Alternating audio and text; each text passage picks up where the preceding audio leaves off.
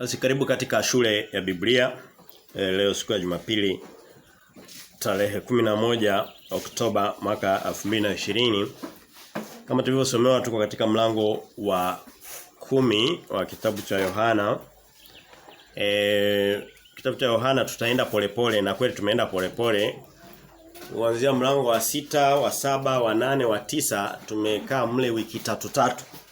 Yesu aliwaambia wanafunzi wake sehemu nyingine kusoma katika kitabu cha Mathayo, akasema ninyi mmejaliwa kuzijua siri za ufalme wa mbinguni lakini wengine hawakujaliwa. Unapobahatika kusikia neno la Mungu na sio kusikia yaliyotokea, hapana, ni kuyahusisha na maisha yetu ya kila siku. Yesu anasema kwenye Marko 13 anasema haya niwaambiao ninyi nawaambia na wengine wote pia. Kwa hiyo wakati anaongea na Wayahudi hekaluni, alipokuongea na kina Petro alikuwa anaongea na mimi wote na wewe pia. Kwa hiyo ni neema kuweza kusikia maneno ya Mungu. Huwezi kupata sehemu nyingine, utasema umejisifu, hapana sijajisifu. Huwezi kupata kanisa lolote Tanzania inaweza kukuhubiri kitabu kama hiki kwa namna tunavyofanya sisi. Haya, nimejisifu, hapana msamea, hatujajisifu. Na nikijisifu nimejisifu pamoja na wewe ambaye uko hapa. Kwa hiyo ni neema sana kuweza kupata hizi habari. Kwenye mlango wa 9 tulikaa mle kwa wiki 3, lakini kisa kikubwa kabisa kilikuwa ni mtu mzima kabisa aliyekuwa amezaliwa kipofu, na ikawa haieleweki. Watu wakawa wanauliza, hasa wanafunzi wa Yesu wanasema, huyu kipofu kwa nini amekuwa kipofu? Ni kwa sababu kuna dhambi alitenda au kwa sababu wazazi wake walitenda dhambi? Hem, tuambie kuna tatizo gani mpata mpaka akawa kipofu mpaka umri huu? Yesu akasema wala wazazi wake hawakutenda dhambi wala yeye mwenyewe hakutenda dhambi, bali alizaliwa hivyo ili kusudi kazi za Mungu ziweze kujulikana. Wiki ijayo, wiki mbili zijazo kwenye mlango wa 11 utaona kisa kama hicho cha Lazaro. Yesu anasema ninafurahi huyu mtu amekufa wakati sipo, ili kusudi mwana wa Mungu aweze kutukuzwa katika kufufuliwa kwake. Tutaisoma katika mlango wa 11. Kwa hiyo visa kama hivi vinatokea, lakini je, inatuzuia kujua kwamba pia matatizo mengi yanayopata walimwengu yanatokana na dhambi zao? Ndio. Yanatokana na dhambi zao. Yanatokana na dhambi zetu. Magonjwa mengi tulitoa mfano, kwa mfano ugonjwa wa ukimwi. Huwezi kusema kwamba ni kwamba tu mtu amepata kwa bahati mbaya. Hapana, mamilioni yaliyokufa, karibu milioni 50 tangu ugonjwa wa ukimwi uanze miaka 80 mwanzoni, mwishoni mwa miaka 70, watu karibu milioni 50 walishakufa. Na ni ugonjwa unaoenea kwa jinsi ya dhambi za uzinzi na uasherati. Ni mapigo ya Mungu. Sasa hivi kuna kansa zinaongezeka, ni mapigo ya Mungu.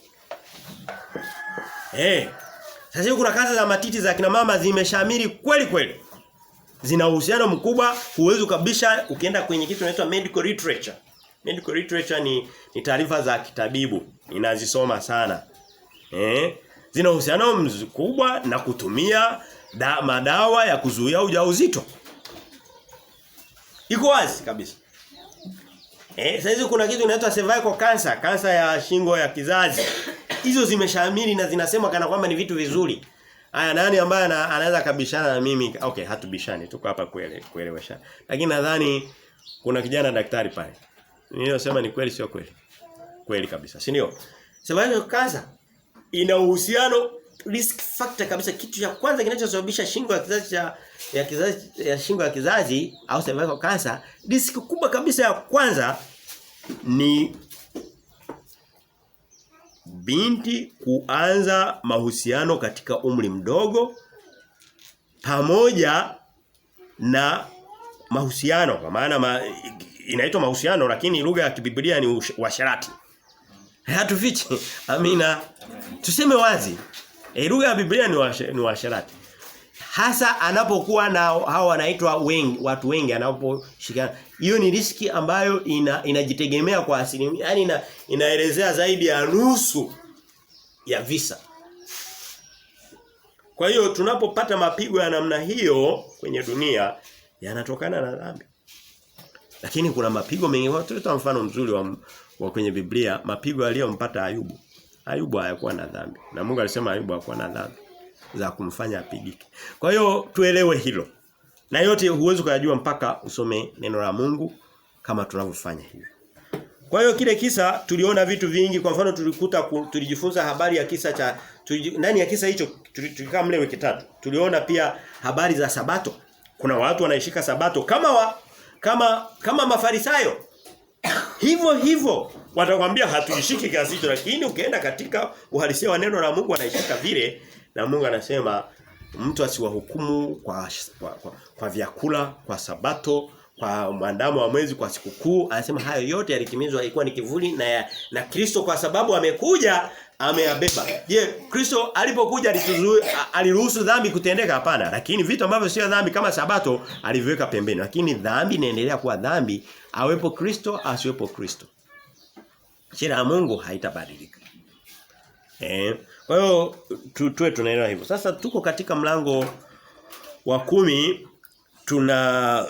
Kwenye mlango wa 10 nahisi naamini nilivyojipanga tutausoma wiki 2 tu. Kwa wiki hii na wiki ijayo. Kwa mlango wa 10 tumesoma mistari ya kwanza 22. Mlango wa 10 una jumla ya mistari 42. Kwa hiyo nusu yake ni kama mstari 21 hivi. Tutasoma 21 22 leo. Na twende pale kwenye mlango wa 10. Hoja kubwa tunayoipata pale kabisa ni nini? Hoja kubwa. Tunapata hoja kama 6. Lakini ile kubwa inayozifunika inayozibeba nyingine zote ni nini? Ni kwamba tutaiona inasema Yesu ndiye mlango pekee wa mbinguni. Ndicho anachotaka kuhubiri pale. Atatumia habari za mchungaji mwema ndio, lakini anataka kutuambia kwamba hakuna njia nyingine ya kupenyea au ya kupenya au kupita madirishani au kupita nje ya mlango. Anasema ndio mimi ni lango pekee yangu la kwenda mbinguni. Ndio hoja ya leo kubwa. Tutaona hoja nyingine. Sasa uwezo kusema kwamba hicho kitu tumesoma historia, hapana. Ni kitu ambacho kinatusaidia sisi wenyewe na rafiki zetu na ndugu zetu na watu wengine wa duniani kujua kwamba nje ya Kristo usipopita kwenye mlango wa Kristo, na sio kwenda tu kakaa mle, hapana, ni kupita mle ukaingia katika ufalme wa mbinguni. Ndio hoja. Yesu anataka kujitofautisha na namna nyingine zozote za kutafuta kwenda mbinguni. Leo watu wengi wanataka kwenda mbinguni kwa njia zao. Leo hii kuna kwanza tuende pale alafu tuanzie mistari ya katikati alafu tutarudi kwenye mistari ya mwanzo pale. Tuanzie mstari wa 10 pale. Tutarudi kwenye mstari wa kwanza, tuanzie 10. Yesu anasema katika mlango wa 10 mstari wa 10 anasema hivi. Tuanzie mstari wa 7. Anasema hivi. Basi Yesu aliwaambia tena, amini amini nawaambia, mimi ndimi mlango wa kondoo. Kwa kauli hiyo anamaanisha kwamba kuna milango mingine. Angesema mimi ni mlango wa kondoo mmoja wapo, lakini anasema mimi ndimi. Lugha ya Kiingereza I am manake ni mimi tu, hakuna mwingine. Mstari wa 8 anaona afafanue zaidi. Anasema wote walionitangulia ni wevi na wanyang'anyi. Yaani kuna watu walishakuja. Mpaka leo kuna imani, kwa mfano kuna imani za tutazigusa baadaye, lakini anasema kama kuna mtu alishawahi kuja akaja na habari za kwenda mbinguni na wokovu na nini na maisha baada ya maisha ya mwilini, huyo alikuwa anawadanganya.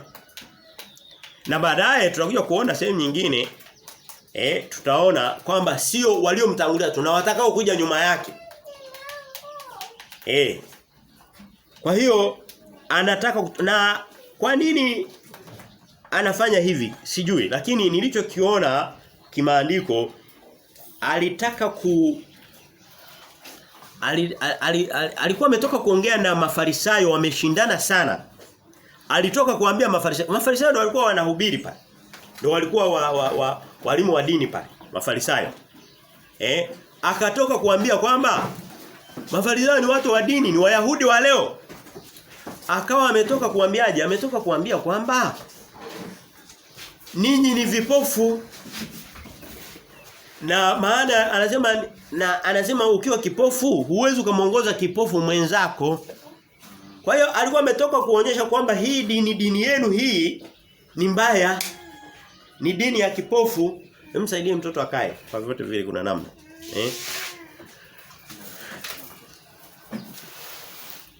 Anasema ninyi ni vipofu. Sasa alivyomaliza kuonyesha kwamba hii dini mnayoabudu na mnakusanyika Jumamosi ni vipofu, ngoja niwaambie njia halisi ni ipi. Ndio akasema mimi ndimi mwenyewe. Hakuna mwingine. Kwa hiyo ukiona mlango wa 10 ni mtiririko wa mlango wa 9 baada ya kuonyesha kwamba huku kwingine ni makosa, hakuna njia sahihi. Ni upotevu. Sasa mtu kishamwambia kwamba hii ni njia sio sahihi, lazima aonyeshe njia sahihi. Ndio Yesu akasema mimi, anasema mstari wa 7. Basi Yesu aliwaambia tena, amini amini, mimi ndimi mlango wa kondoo. Wale Wayahudi walikuwa wanamwamini Yesu? Hawakuwahi kumwamini.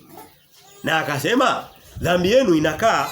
Alitoka kuambia kwenye mlango wa mwisho akasema nyie mtakufa katika dhambi zenu na dhambi zenu mtadumu nazo. Pamoja kwamba mnasali, pamoja kwamba mnaishika sabato.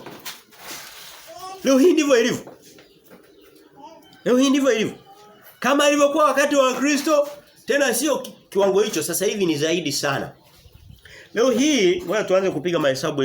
Dunia ina watu wapata, tumepita bilioni 7 kidogo tu.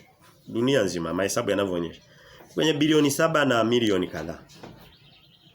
Kwenye hizo bilioni 7 kuna taifa kwa mfano kama la China.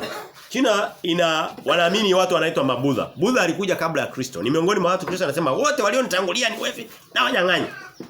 Lakini wa China na makabila ya huko Mongolians, Mongol, Majapanese, wote hao hawana Kristo,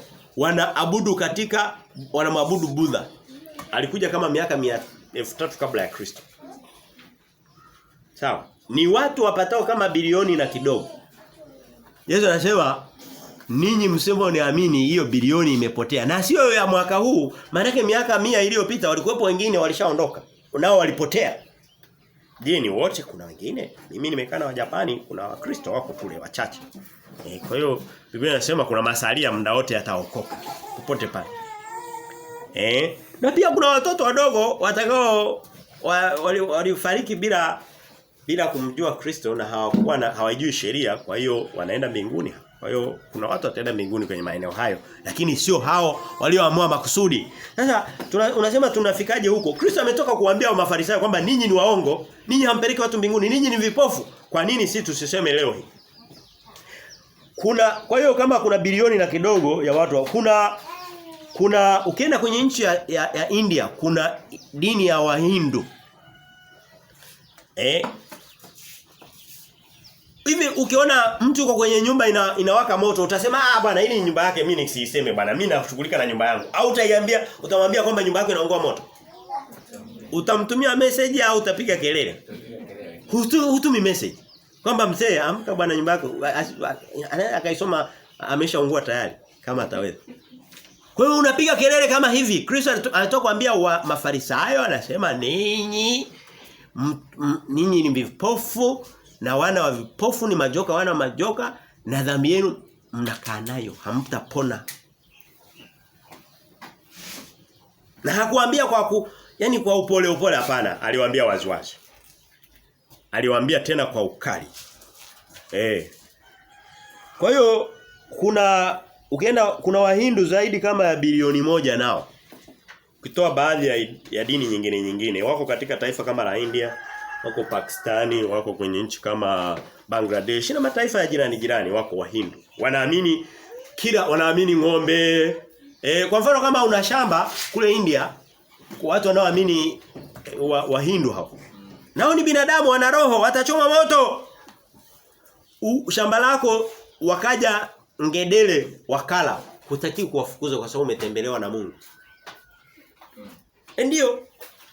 Nitaonyesha video. Sawa, Kristo anasema wote walionitangulia hao akina Krishna, wanaitwa akina Krishna. Walionitangulia akina Krishna hao na akina Buddha wote walikuwa ni wezi na wanyang'anyi. Anasema mwizi haji ili kusudi afanye vitu vitatu.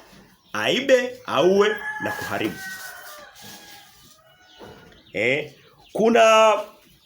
Tunatafuta watu ambao hawamgusi Kristo kabisa, hayumo kwenye mpango wao. Kuna Waislamu wanapata kama bilioni 1 na kidogo nao. Kwa hiyo tunakaribia bilioni 4. Kwa sababu kuna bilioni na kidogo ya kwanza ya China na majirani zao, kuna bilioni ya India ya Wahindu, kuna bilioni ya mataifa yaliyoko kwenye mataifa ya Kiarabu pale. Bilioni ya kidogo. Kwa hiyo ukijumlisha zile kidogo inafika kama bilioni 4 tunapoteza. Hawana Kristo kabisa. Hao wote hawapiti kwenye lile lango na hawaendi popote. Unasema wote walionitangulia walikuwa wevi na wanyang'anyi. Wevi gani? Ndio hao hao. Amina.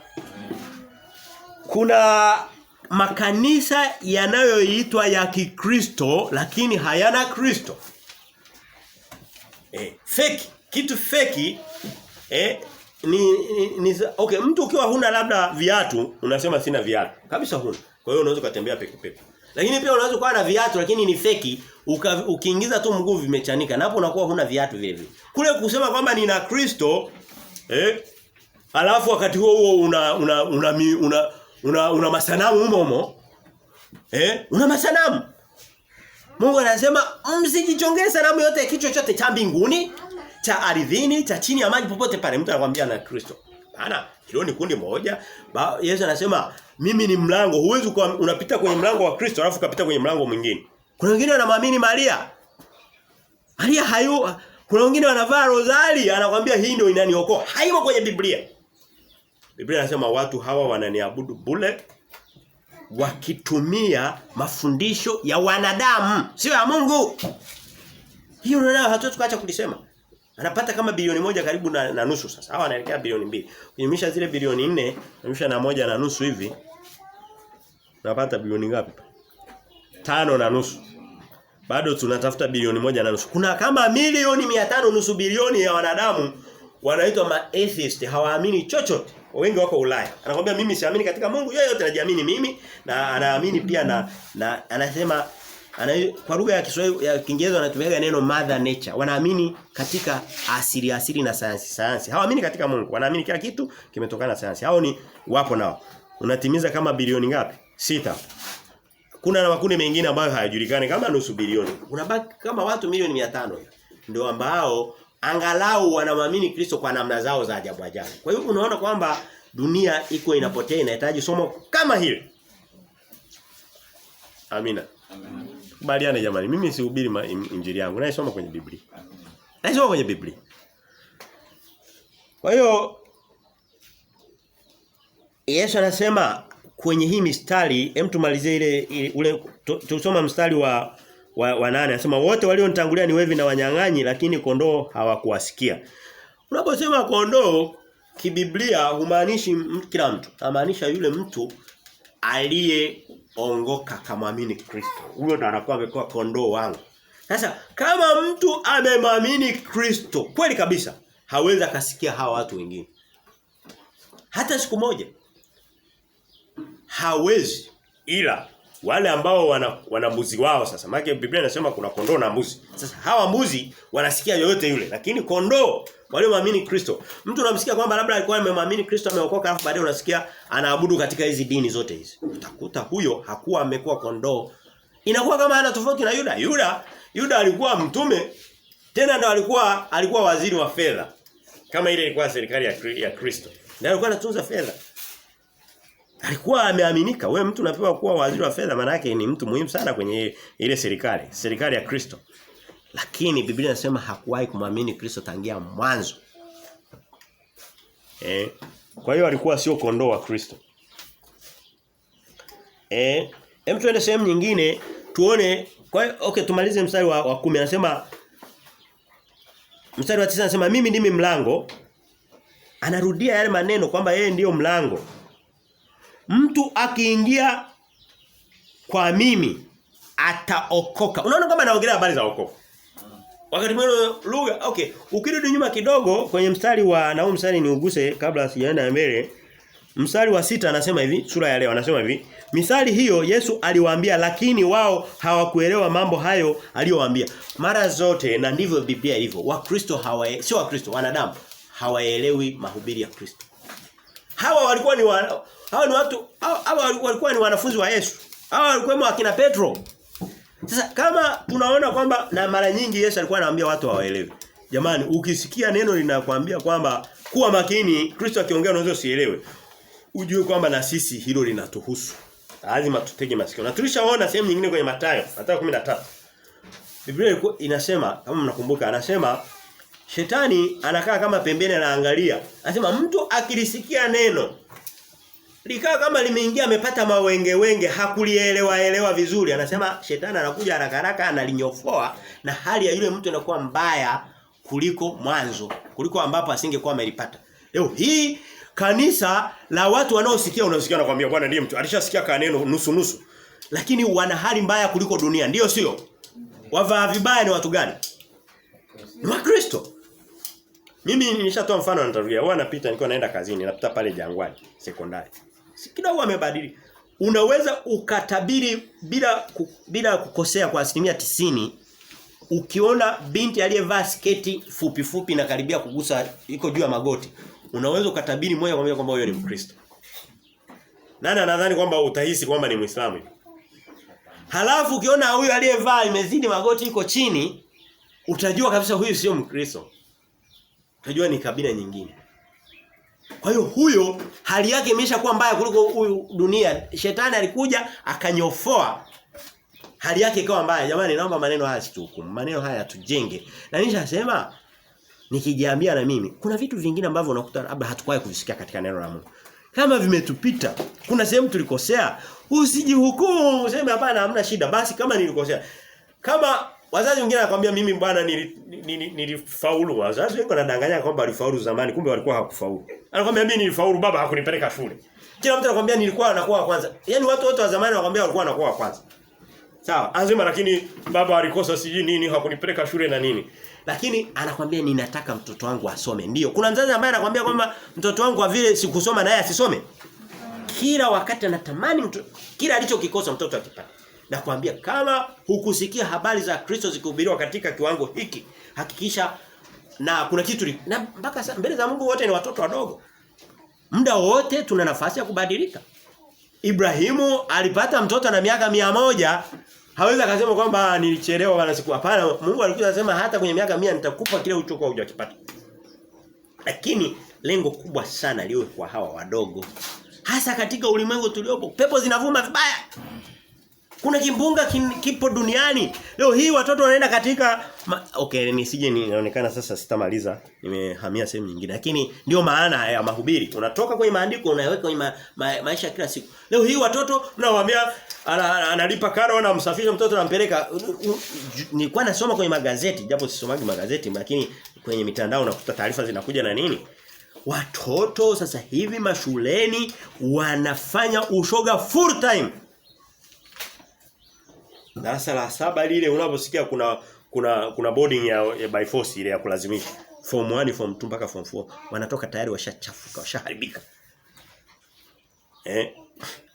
Lakini ukimwacha mtoto akamsikia kondoo akawa kondoo wa Kristo katika umri huu, sawa? Anasema wakija wevi na wanyang'anyi hawezi akawasikia kwa sababu tayari alishasikia sauti ya mchungaji mwema. Yesu anasema mimi ndimi mlango, mtu akiingia kwangu ataokoka, ataingia na kutoka naye atapata malisho. Unajua somo la pili la leo tutaona kwamba Mungu atatulisha katika ufalme wake. Lugha nyingine ya kuokoka ni kula na kunywa katika ufalme wa mbinguni. Anaendelea mstari wa 10, mwivi haji ili kusudi mwizi anapokuja anakuja na malengo ya kufanya vitu vibaya. Tutakuja kuona sasa hivi kuna wachungaji wa mshahara afanya kazi kwenye kanisa kwa makusudi avune. Tutaona ndo tabia ya huyo ni tabia ya mwizi. Au mtu wa mshahara, mtu ambaye yani yuko kwenye zile shughuli kwa lengo la kufaidika yeye. Leo hii makanisa watu leo kuna watu siku moja wananiambia anasema wewe unasikia unahubiri kanisani nikasema wewe mjanja wewe utakuwa una hela wewe. Yaani mahesabu mtu akishasikia unahudumu kanisani anaanza kulihusisha ni kama biashara. Ndio sio? Ndio sio? Nataka ndio yenye nguvu. Ndio. Hiyo ndio ukisikia watu wanasema habari zako kwa namna fulani ujue ndivyo ulivyo. Wakisema yule jamaa bana ni jiwe yule, ujue wewe ni jiwe kweli. Sema yule kiboko, ujue wewe kiboko. Watu wakisema kwamba makanisa wakisikia mtu yuko kanisani wanasema ameenda kutafuta hela, ujue makanisa ni kutafuta fedha. Tutaona kwenye mistari inayofuata leo. Kwa hiyo hoja ya kwanza, kwa hiyo tunaona Kristo ndo anasema mimi ndio mlango. Hakuna sehemu nyingine anasema ukipitia kwangu unaokoka. Kupiti sehemu nyingine. Haya, twende tukaithibitishe. Biblia huwa inajithibitisha yenyewe. Biblia ni shahidi wake mwenyewe. Ikishasema kitu nasema sehemu nyingine. Twende sehemu nyingine, twende kwenye Yohana 10 twende haraka. Yohana 14:6 Biblia inasema, Yohana 14:6 Biblia inasema hivi. Anasema hivi, Yesu akamwambia, mimi ndimi njia na kweli na uzima. Lugha nyingine ya mlango ni njia, kwa sababu mlango ni njia pia. Kwa sababu huwezi ukaingia sehemu bila kupita kwenye mlango. Huwezi kaingia ndani. Anasema mimi ndimi njia, lakini mimi ndiyo kweli na mimi ndimi uzima. Unaona ndio wokovu? Kwa lugha nyingine anasema mtu haji kwa Baba ila kwa njia ya mimi. Kulingana na Kristo, kulingana na Biblia, kuna njia nyingine ya kwenda kwa Baba? Kuna vitu kuna unaweza kaenda kwa Baba hata kupitia kwa mtume, kwa Petro. Hapana. Anasema mimi ndio njia. Hajasema mimi na mitume wangu ndio njia. Hapana, anasema mimi ndio njia. Anaendelea, tulikuwa kwenye Yohana, twende kwenye kitabu kinachofuata, Matendo ya Mitume mlango wa 4. Matendo ya Mitume, na tutaenda haraka kidogo kwenye hii mistari kwa sababu tulishaisoma. Mstari wa 11 na 12 anasema hivi. Yesu huyo anaendelea kuwakumbusha, anasema yeye ndiye jiwe lililodharauliwa. Nimesoma Matendo ya Mitume 4:11 na 12. Yeye ndiye lile jiwe lililodharauliwa na ninyi waashi. Kristo anadharauliwa leo. Waambie dunia habari za Kristo. Unaongelea upuuzi. Unaongelea upuuzi. Anasema ndio lile jiwe lililodharauliwa na waashi, nalo limewekwa kuwa jiwe kuu la pembeni. Anaongelea kwamba ndio msingi wa maisha ya wanadamu, ndio msingi wa wokovu. Anaendelea anasema mstari wa 12, wala hakuna wokovu katika mwingine awaye yote. Mtu anaweza kaenda kanisani ili kusudi akifa azikwe, sawa.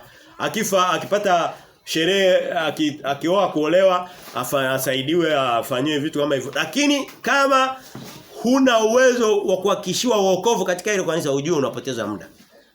Unaweza hata kuanzisha chama kingine chote kile sako si bado mkasaidiana. Siku hizi kuna vyama vya kufa na kuzikana, ndio sio? Huhitaji kulazimika kwenda kanisani kujiunga ili kusudi tu uje uzikwe. Hapana, anasema wala hakuna wokovu katika awaye yote. Hapa kasema kuna mwingine. Kwa hiyo tunaona kwamba ni mlango, ndio njia, ndio kweli, ndio uzima na ni Kristo. Hakuna mbadala. Kwa maana hapana jina jingine chini ya mbingu. Amesema kuna jina jingine. Kuna Maria hapa. Kuna Ellen White. Kuna Buddha. Kuna Krishna. Kuna Muhammad. Hakuna chochote. Anasema hakuna jina jingine, ni hili tu. Litupasalo kuokolewa kwalo. Unahitaji mistari mingapi, ushahidi kiasi gani kuambia kwamba ni jina la Yesu Kristo? Na Kristo anasema, Mungu anasema mimi ni Mungu mwenye wivu. Unajua, na hili somo nitakuja kufundisha sio muda mrefu, na nishaligusagusa. Wivu ni tabia ya Mungu. Mtu ukiwa na kitu chako hutaki mtu mwingine ashughulike nacho, akitumie. Leo hii unasikia usio kuna wakina mama wana wivu na umezao, usio kuna wakina baba wana wivu na Mungu anakuambia mimi ndio mwenye wivu, sitaki uwe kwa Kristo alafu uwe kwa mtu mwingine. Sitaki upite kwenye mlango wangu alafu unashtukia unapita kwa mlango mwingine. Huyo mtu ni mnafiki. Kristo anasema ukija kwangu nataka upite kwangu tu peke yako. Lakini yeye anakuambia kwamba anamwamini Kristo, anamwamini mtume mtakatifu wa zamani aliyekwishaoza. Ni makosa makubwa. Kimsingi ni kukufuru. Kukufuru ni kumshusha Mungu na kumchanganya na vitu vingine, ndio maana ya kufuru. Kumchanganya Kristo na vitu vingine. Kimsingi ndio lugha nyingine inaitwa ushirikina. Unamshirikisha na wengine. Mungu hataki kushirikishwa, anatakiwa awe peke yake. Tumalizie hoja hiyo. Sasa nimeshapiga mahesabu kwamba tutakaa humu kwa wiki moja. Nimegundua pia kwamba tuna uelewa mdogo wa Biblia, kwa hiyo ndio saona lazimika kwenda polepole. Lakini ni sawa. Kosa sio kutokujua, kosa ni kukataa kujua. Kwa hiyo hata kama hatuna uelewa mzuri wa Biblia, maadamu tuko tayari kujifunza, basi twende kwa kasi hiyo. Kuuliza si ujinga, kutokujua si ujinga. Ujinga actually inatoka upumbavu, ni kutokutaka kujifunza. Na sisi hatuko hivyo. So kutoka katika kitabu cha Timotheo wa kwanza 2:5 natakuwa tunafunga hiyo hoja ya kwanza kwamba Kristo ndiyo mlango, ndiyo njia, hakuna njia nyingine, hakuna mbadala. Watu wanatafuta mbadala katika majina mengine au wanamchanganya Kristo na kitu kingine. Hapana, anasema hiyo huwezi ukanichanganya mimi na kitu kingine. Hapana. Na utakuwa unamwonea. Eti akina mama, unapenda ukiwa labda umeolewa na mmeo alafu huyo mume pia umechanganya na wake wengine 6 7 wanaojulikana na wasiojulikana? Hapana, unapenda wewe peke yako, si ndio? Na kwa kina baba hivyo hivyo. Kristo sasa ni zaidi. Mungu anasema mimi ni Mungu mwenye wivu. Timotheo wa pili nimesema Timotheo wa pili wa kwanza. Timotheo wa kwanza 2:5 anasema hivi. Anakuambia twende kwa fulani akatuombee, mtume fulani akatuombee, tu mtakatifu fulani akatuombee. Hapana, Biblia haijasema hivyo. Inasema sikiliza, anayetuombea ni nani? Mlango wa pili Timotheo wa kwanza 5 anasema hivi. Kwa sababu Mungu ni mmoja, mbingu za Mungu ni moja na mlango ni mmoja. Na mpatanishi kati ya Mungu na wanadamu ni mmoja, mwanadamu Kristo Yesu. Yuko mmoja tu. Hakuna mbadala. Angesema ni Yesu na ndugu zake, Yesu na Maria, Yesu na mitume. Hapana, anasema ni Yesu peke yake. Ndiye mpatanishi. Mpatanishi ni mtu ambaye anakusemea vizuri. Ni mtu anaye kusema huyu naomba umsaidie hiki. Mpatanishi ni kwamba umegombana, tumegombana na Mungu katika dhambi zetu. Kwa hiyo hoja hiyo ya kwanza tunaweza kuhubiri siku 2 3 bado hatuimaliza, lakini kwa leo tuishie hapa. Hoja ya pili, tumetoka kumuona Yesu akiwa mlango pekee. Hoja ya pili tunamwona pia kwamba Yesu pia ni mchungaji pekee. Ni mchungaji mwema. Yesu ni mchungaji. Kwa sababu mchungaji ni mtu anayekuongoza kwenye mlango sahihi. Kwa hiyo hujipeleki tu kaingia kwenye mlango, hapana. Unaongozwa na ni kondoo. Unajua kondoo ni wanyama wajinga. Mbele za Mungu tunatakiwa tu kimsingi tu wajinga. Tu kondoo fulani. Ili kusudi Kristo anasema pita hapa. Lakini ukijifanya mjanja, mimi ninajua nitapita hapa, ninamwabudu hivi. Mimi najua nitamwabudu Mungu kwa kumpa sadaka. Hapana, anasema mimi nataka unipe moyo wako. Tu kondoo.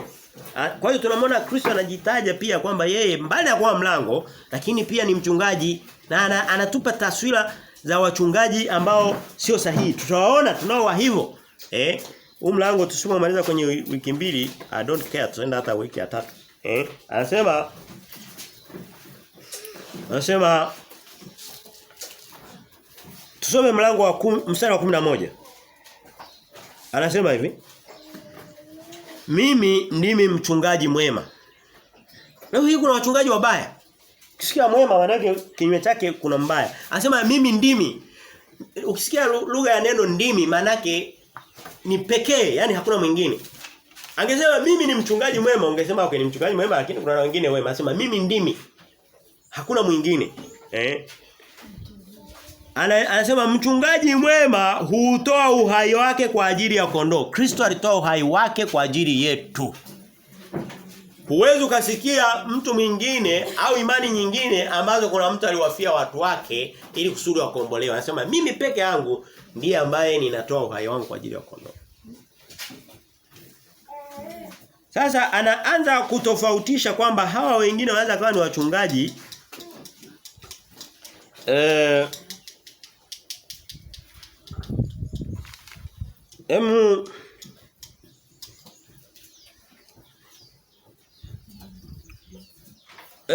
tutarudi kwenye hiyo hoja, tuitafute sehemu nyingine afu tutarudi kwenye hiyo. Tutoke kidogo twende katika kitabu cha Ezekiel. Tuangalie hoja inaguswa kidogo kule. Ezekiel 34 some 23. Kitabu cha Ezekiel 34:23. Ezekiel 34:23 anasema hivi.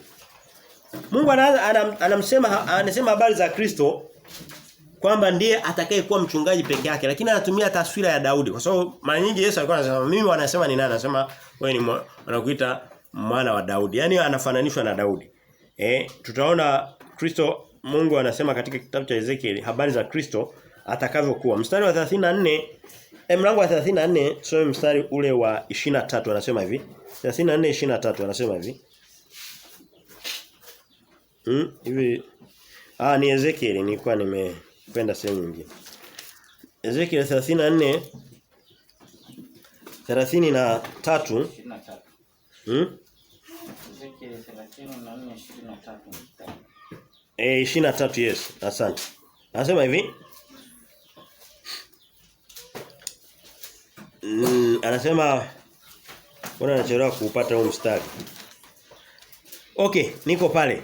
Nimeupata. 28 pale okay. Anasema nami nitaweka mchungaji mmoja juu yao. Mmoja tu. Yesu anasema mimi ndimi.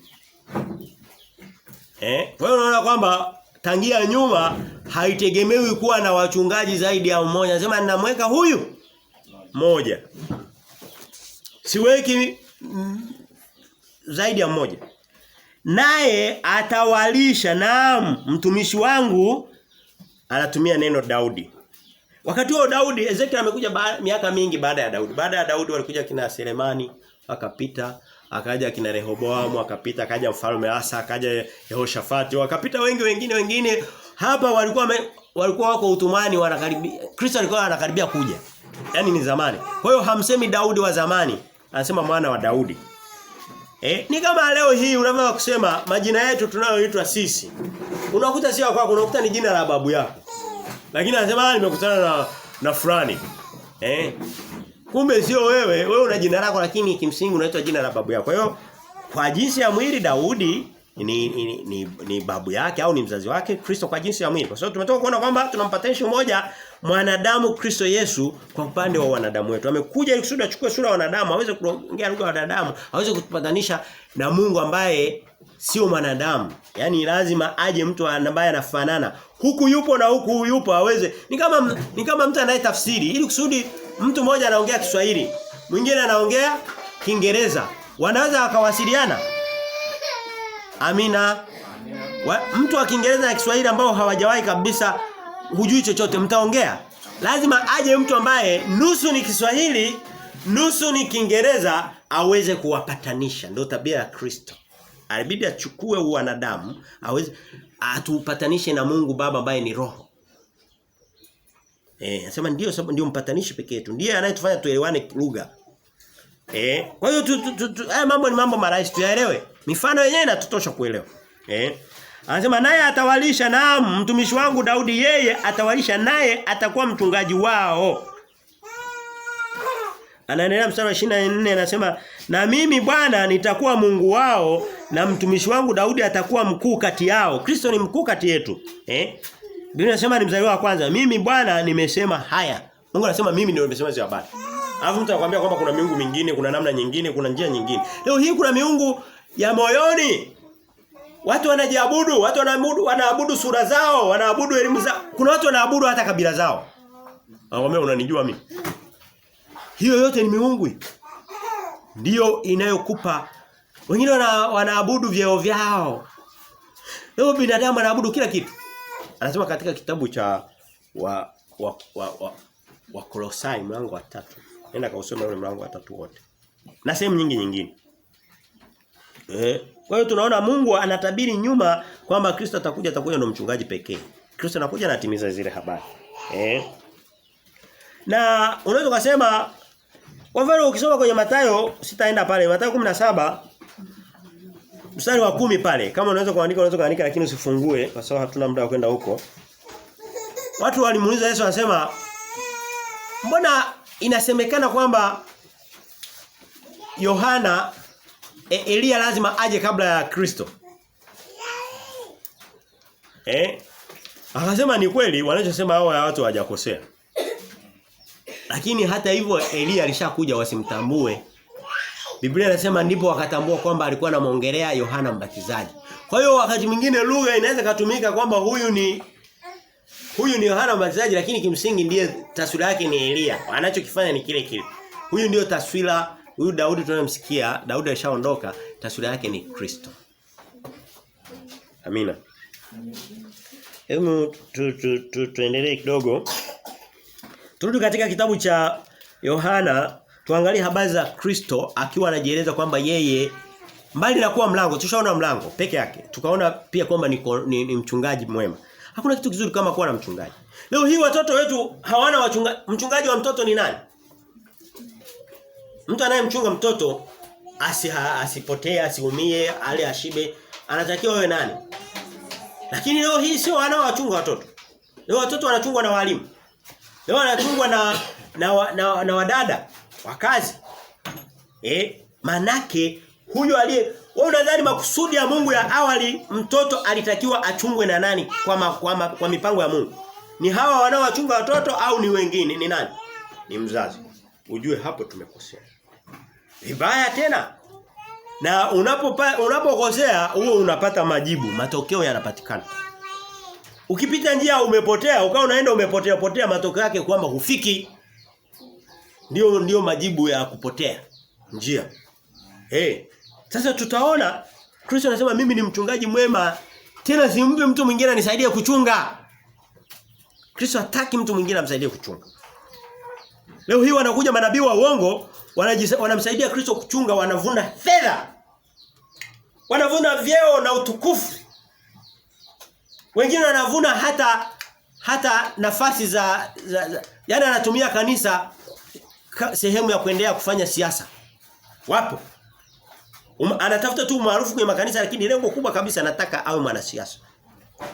Huyo ni mchungaji mwovu. Zakaria anasema huyo ni mchungaji anayerarua kondoo kwato za kondoo lakini hahakishi kwamba kondoo wako salama.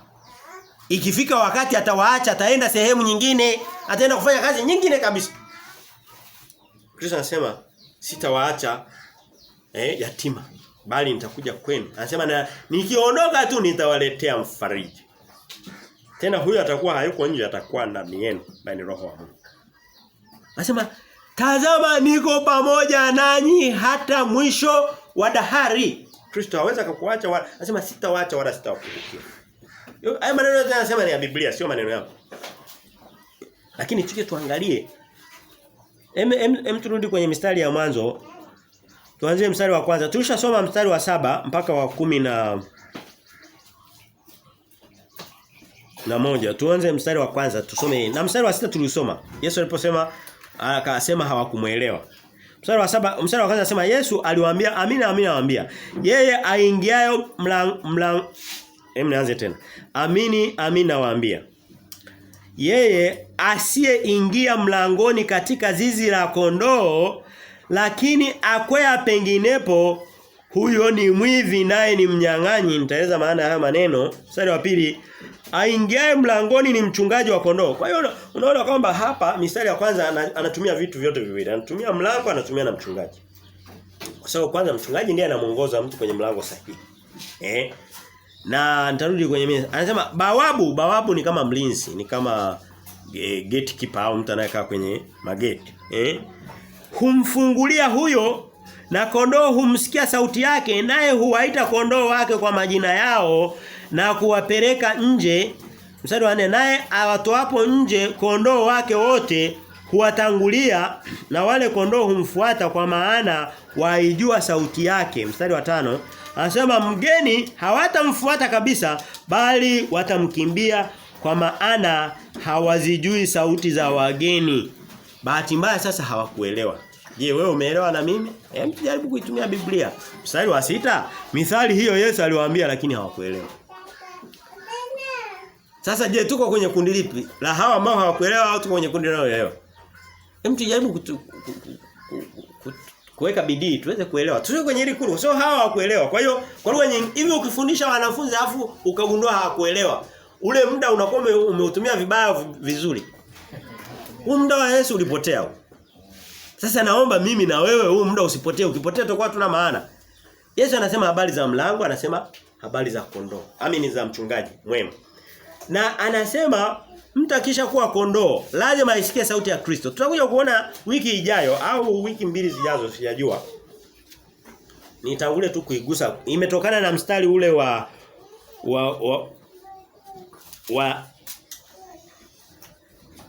5 na 4. Anasema mgeni hawatamfuata kabisa bali watamkimbia kwa sababu hawazijui sauti za wageni. Na tutaiona huko mbele, nitaurejelea mstari lakini niuguse tu kidogo ili kusudi tusitoke giza kabisa. Leo hii kuna wahubiri wa injili zao wenyewe. Biblia wanaweza kaifungua kaweka pale au wakati mwingine haitumii. Lakini anakuambia tumekusanyika kwa jina la Yesu. Tena wakati mwingine unasikia turuke juu turuke. Yesu. Wanamtaja kwa majina. Biblia inasema hata shetani akisikia jina la Yesu anaogopa, anaamini na kutetemeka. Asichokubali tu ni kuamini na kulikiria jina la Yesu Kristo. Leo hii ukiniambia kwamba labda nitoe mfano tu. Ninaamini kwamba nchi ya Afrika Kusini ina utajiri mkubwa kuliko nchi yetu. Lakini haitoshi kuniambia kwamba labda niipende, niwe sehemu ya ni unaamini tu ndio ukweli ulivyo. Au labda fulani amenizidi kitu fulani utaamini, lakini haina maana kwamba yani ni sehemu ya ile imani. Ni kwamba unajua hizo. Shetani anajua kwamba Kristo ndiye lango pekee, ndiye Mungu mwenye nguvu. Ndiye anasema ni Mungu mwenye nguvu, mfalme wa amani, lakini hawezi akajitiisha chini ya mkono wa Mungu kwa sababu ameshaamua kuasi. Sasa maana yake ni nini? Hawa watu wanaweza wakalikiri jina au wakalitamka jina la Yesu, wakamshangilia, wakati mwingine kabisa wakapiga na kelele nzuri tu, lakini wanaikana kweli. Ndicho walichofanya Mafarisayo. Wale wanasema wewe sisi tunaamini Mungu, tunaamini na Musa. Wao wanasema hapana, Yesu anasema mnadanganya. Mnachokisema sio kweli. Sasa hapa tunachokiona Yesu anatupa viashiria, vigezo, vipimo, indicators, lugha ya Kiingereza, indicator, vigezo vya kujua kwamba huyu ni kondoo. Anasema kondoo lazima awe tayari kuisikia sauti ya Kristo. Sauti ya Kristo ni hili neno la Mungu. Ukimwambia mwanzo anasema hilo neno la Mungu ndani. Leo hii mtu anakuambia kwamba hicho kitabu sikiamini. Kwa mfano Biblia inasema simpi mwanamke mamlaka ya kuhubiri. Inasema katika Timotheo wa kwanza mlango wa 2 mstari wa 12. Mimi naomba hiyo siamini. Ni ukandamizaji. Sasa aliyesema ni Kristo. Hawezi akasema alafu ukampinga, ukasema kwamba unamwamini hata siku moja. Hata siku moja. Kwa hiyo kusema kwamba huyu ni Kristo ni Bwana wetu na nini, lakini anasema sehemu nyingine anasema kwenye Ezekiel 31 mstari wa 33. Kwa sababu tumeamua tutakaa wiki 3 nyingine, nisamee. Twende pale kwenye Ezekiel. Huu mstari nilikuwa sijaupanga, lakini unajibu vizuri hizi hoja. Ezekiel 31 anasema mstari ule wa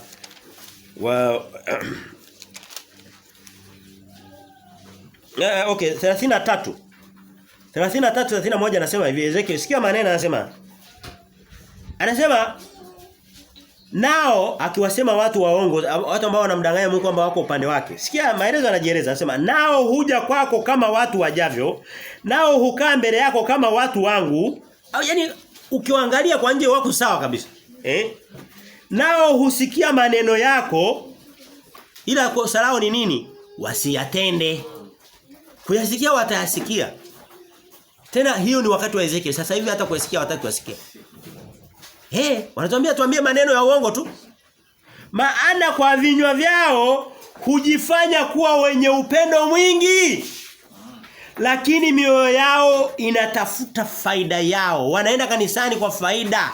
Anatafuta baraka, anatafuta akifazikwe, anatafuta marafiki. Wengine wanakuambia anatafuta na mchumba, sawa. Wengine wanakuambia anatafuta. Leo hii watu wanaenda kwenye makanisa kutafuta nini? Kutafuta Kristo, kutafuta baraka. Tuseme ukweli. Baraka. Anasema wanatafuta faida yao. Haya maneno nimeyasema mimi.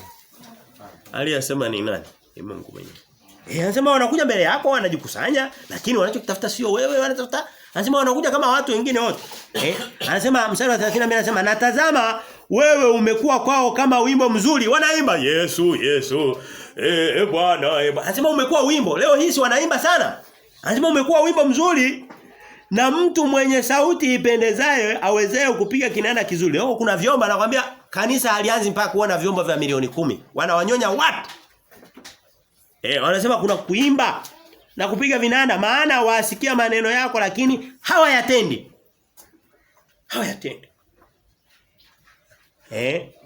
Anasema mstari wa 30 anasema na hayo yatakapokuwapo tazama yatakuja. Anasema maana yake yanaongezeka. Wakati Ezekiel anasema maana yake alikuwa anategemea upepo utaongezeka, utaendelea kuvuma zaidi ndipo watakapojua ya kuwa nabii amekuwa kati yao. Watajua kwamba haya tunasema ni nabii anaongea.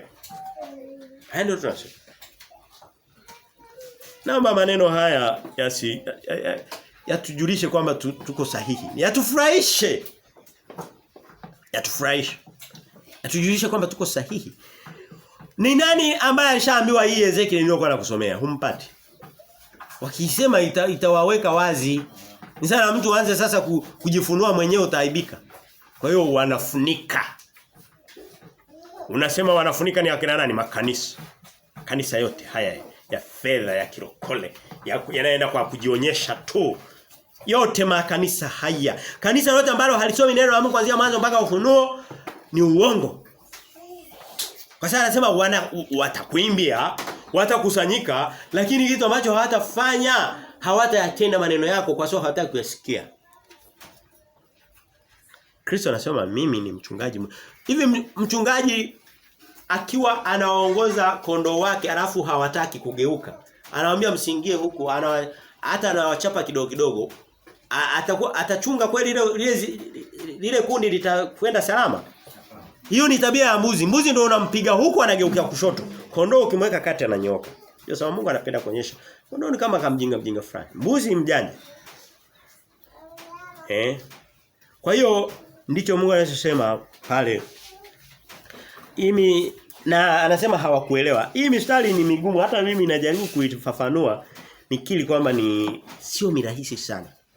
Anamaanisha kwamba anasema kondoo hawakuwasikia na nini. Lakini tutakuja kuiona wiki mbili zijazo, wiki hii ijayo, tutaona anaifafanua vizuri. Akisema na ndicho kipimo cha kujua kwamba huyu mtu amemwamini Kristo, ameokolewa. Ni kwa jinsi anavyoweza kulisikia neno la Mungu. Sio kwa kiwango sio kanisa alilokusanyika, sio kwa nyimbo anazoimba, sio kwa kiwango cha sadaka anazotoa, sio kwa uchache wa dhambi anazozitenda, hapana. Ni kwa kiwango anachoweza kuisikia sauti ya Mungu. Anasema kondoo wangu lazima asikie sauti yangu.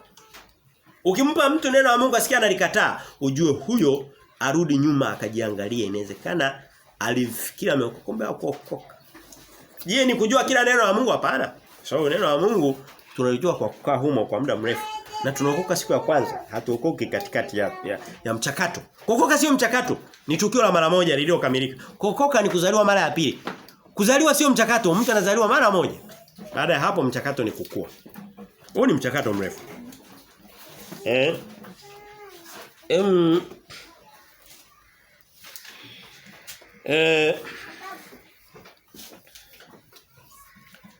Lakini pia anasema mtu angalie, anasema mwizi, mstari ule wa pili, hebu angalia kidogo pale maneno. Anasema anayeingia mlangoni katika zizi la kondoo. Anasema lakini akikwea penginepo, huyo ni mwivi naye ni mnyang'anyi. Mtu halisi, mtu ambaye hana nia mbaya, hawezi akapitia madirishani. Hawezi akapita pembeni. Anasema anapitia kwenye mlango waziwazi. Anasema pia na ule mlango utafunguliwa aweze kuingia. Kristo leo hii Kristo ni yuko waziwazi kuliko imani nyingine yoyote ile. Leo hii tunahesabu, leo mwaka huu ni mwaka, tuko tunamaliza mwaka karibu tunamaliza. Ni mwaka wa 2020, unahesabiwa baada ya Kristo. Sio baada ya kiumbe kingine. Baada ya kuzaliwa kwa Kristo. Ni kitu ambacho kinaonyesha kwamba Kristo yuko wazi. Atakayepotea anasema huu ni mlango waziwazi, lakini hawa wanaoingia anasema nawapa wokovu, lakini hata anajulikana kwa kipande fulani kwa dunia ndo wanamwamini. Kuna watu wana imani. Kwa mfano ukienda katika nchi ya Filipino, kuna mtu anaitwa Queen kitu kama hicho. Anaitwa Kristo kabisa, kule wanamwabudu, lakini amepitia kwenye madirisha hajulikani popote. Hapa Kenya zamani kuna mtu alikuwa anaitwa Mungu, alikufa juzi. Alikuwa kabisa anajulikana na watu wanamwabudu pale Kenya. Hamjasikia hizo habari? Nafikiri nitaka kusema. Hao wote wanapitia katika madirisha, anasema wanakwea pembeni hawapiti kwenye mlango. Kristo alikuja waziwazi, akazaliwa waziwazi, jeshi la mbinguni likaabudu, na dunia ikatambua kwamba Mwokozi amezaliwa waziwazi. Mlango ukafunguka. Anasema sasa mtu yote atakayepitia kwenye ule mlango wa waziwazi Na ndio sababu anasema siku atakapokuja mara ya pili, anasema mtu asiwadanganye kwamba Kristo yuko hapa, amekuja, amepita huku, yuko jangwani. Anasema hapana, atakuja tena wazi wazi. Huo ni mlango wa wazi. Ndio sababu anatumia ile maneno. Anasema mimi ni mlango, na kondoo anasema na bawabu ananifungulia. Yaani niko wazi. Dunia inajua kwamba tuko mwaka wa 2020 baada ya Kristo. Sio baada ya kiumbe kingine chochote kile kilichokuja kujanja ujanja kikasema kuna dini ya wokovu sijui ukifa katika utaenda mbinguni utapewa sijui wake 50. Sasa unajiuliza mke atapewa waume 50 naye. Maana hiyo dini ni ya upuuzi. Zawadi yao mbinguni yetu. Mlishasikia hiyo? Sasa unajiuliza sasa mke sijui.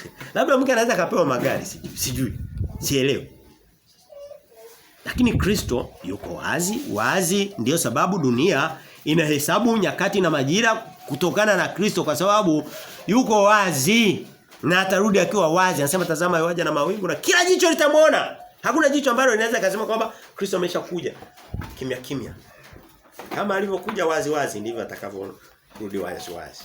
Sema huyo Kristo anayeondoka ndivyo atakavyorudi vile vile.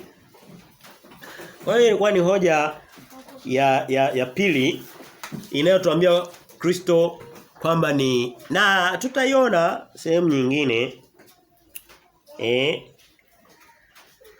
tutaiona muda unakaribia kuisha sasa. Watu kwenda zaidi ya saa moja kipindi cha Sunday School kama hii. Hem tusome tutakuwa tumeshia hoja 2. Nilikuwa nimeandaa hoja 6.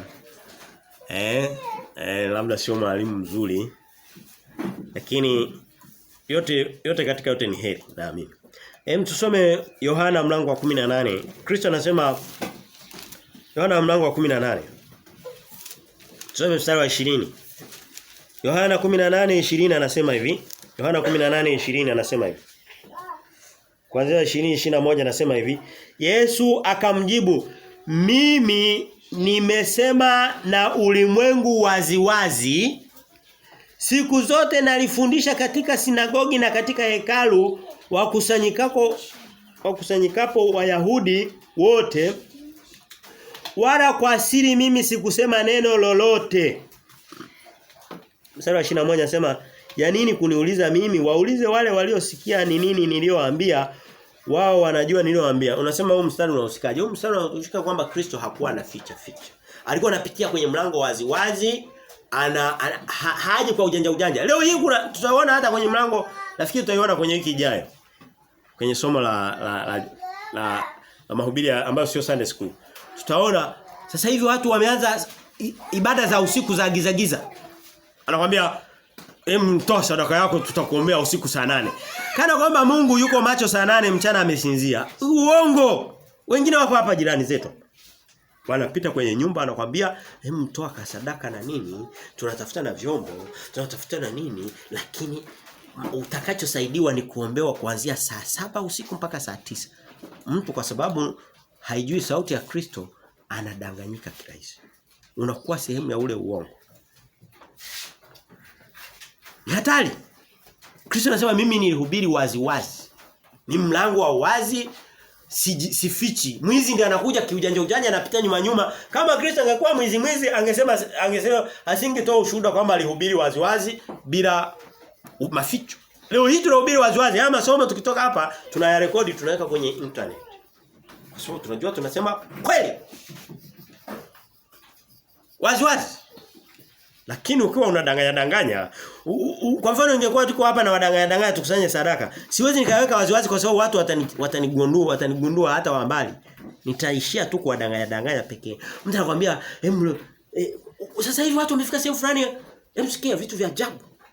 Nisikia kanisa liko hapo Kenya. Sio moja, yako mengi na mengine yameshakuja Tanzania. Anakuambia mtu anakuambia sijui nini, hana uzazi, amekosa sijui hana mchumba, hana nini, anakuambia nenda kalete, mpaka anawaambia lete mavazi yako ndani. Lete kafanywe hiki na hiki. Hamjasikia hiyo vitu? Hivyo ni vitu vya waziwazi hivyo. Hiyo ni vya maficho. Ya waziwazi ni kama hivi hapo.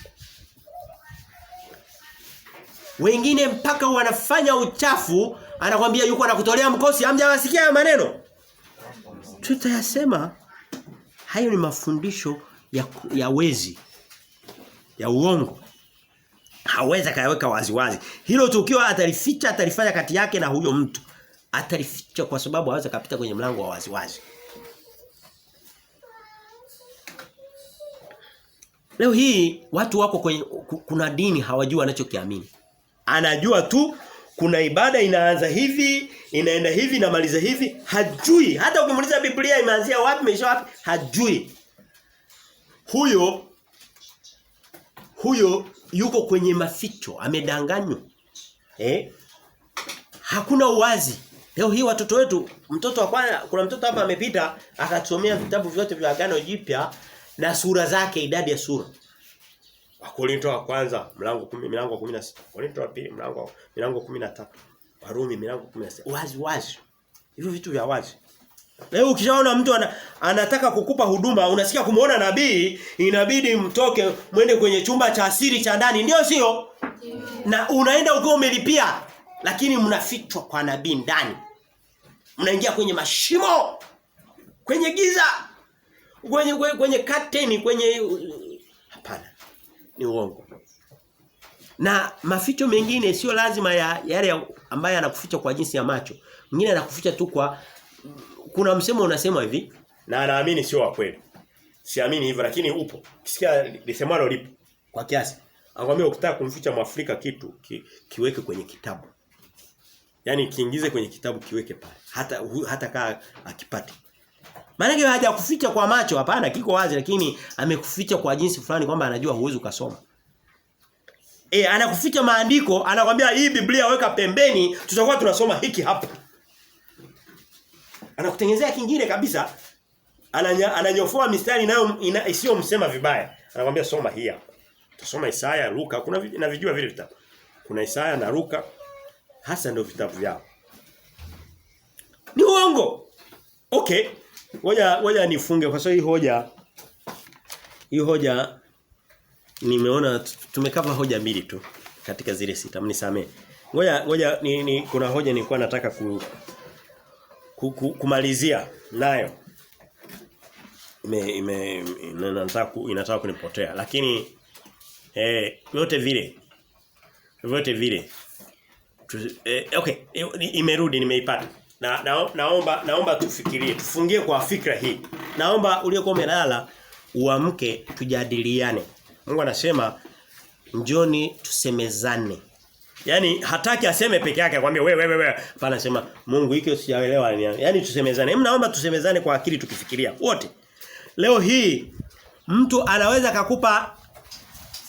akakupa fedha feki kirahisi utazigundua utaenda hata kwa mfano anataka kukupa milioni 50 utazichukua tu kirahisi unazipeleka benki kuhakikisha kwamba ziko sahihi. Sawa, fedha feki watu wanazigundua, si ndio? Mtu akitaka kukupa labda biashara feki utakuwa hata unaweza kupewa feki unabambikiwa ndio. Lakini sana utakuwa na furukuta kupambana ili kusudi usipewe feki. Fedha feki unazikataa, biashara feki unakataa. Ila hata elimu feki. Wanasema watoto wetu wapewe elimu nzuri na nini, wanapigana, wanafanya nini, tufanye mabadiliko. Lakini kitu ambacho Wakristo hawataki kutafuta ambacho sio feki ni chakula cha rohoni. Yaani akipewa feki yoyote ile anaipokea. Anatokea TB Joshua anakuambia anachora dola za Marekani kama 1000 ngapi, milioni ngapi. Anasema yeyote atakaye type amina amepokea. Unaiona hiyo ni feki lakini amina zinafika milioni 10. Kumpa tu kiburi wakati mwingine analipwa na fedha na mitandao. Kwa hiyo watu wakipewa injili feki, mahubiri feki bila neno la Mungu, kipimo Biblia inasema watakase kwa ile kweli, neno lako ndiyo kweli. Yohana 17:17. Unakuta kweli pekee ni neno la Mungu. Mtu hatumii neno la Mungu anakuambia maneno hata kama mazuri, lakini hukuti neno la Mungu ndani yake. Hiyo ni feki. Lakini mtu hataki kujishughulisha na injili feki anaipokea, lakini mpe kitu kingine feki. Mtapambana. Ni feki, ni roho yake tu. Haya, mpe kazi feki ambayo labda haimpi manufaa ya uzeeni, haimpi ile inaitwa nini? insurance, haimpi NSSF siji na nini. Anakuambia hii ajira sio fake na iacha natafuta nyingine. Lakini mpe elimu ya mpe injili ya uongo. Anaipokea vizuri na hata kuuliza. Haimuhusu. Kwa hiyo Biblia inasema, naomba nifungie hapa.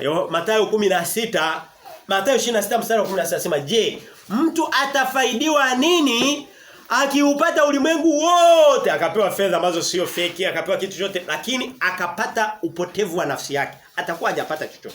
Kitu cha kwanza ambacho unatakiwa upambanie ni kitu fake kwa habari ya rohoni. Ndicho muhimu. Hivi vitu vingine hata ukipata fake you don't care.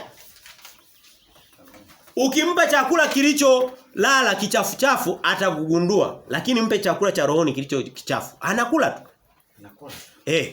Lakini mpe unaona hiki chakula cha juzi unaenda chakula gani hiki? Akijachemka vizuri unarudisha. Lakini injili gani haweza kauliza, anapokea. Jamani, naomba tusidanganyike. Tusidanganyike. Huna sababu ya kudanganya. Usiruhusu mtoto wako adanganyike. Alafu haitatuzuia kumwabudu Mungu na kuishi maisha ya duniani vizuri tu. Basi tutaishia hapa. Tutaendelea wiki ijayo na tulipoishia. Baba, tunakushukuru kwa marafadhili zako. Asante kwa kitabu cha Yohana mlango wa 10. Tuseme tujifunze tu maneno haya Baba yakawe halisi katika maisha yetu, yakatujenge. Na tuweze kujua mlango wa kondoo, tuweze kujua mchungaji mwema ni wewe Kristo. Baba, tunakukaribisha pia katika vipindi vinavyoendelea. Na baraka zako Mungu zikawe juu ya kusanyiko lako hili Mungu. Tunakushukuru katika jina la Baba na la Mwana na la Roho Mtakatifu. Tunaamini yote na kupokea. Amen.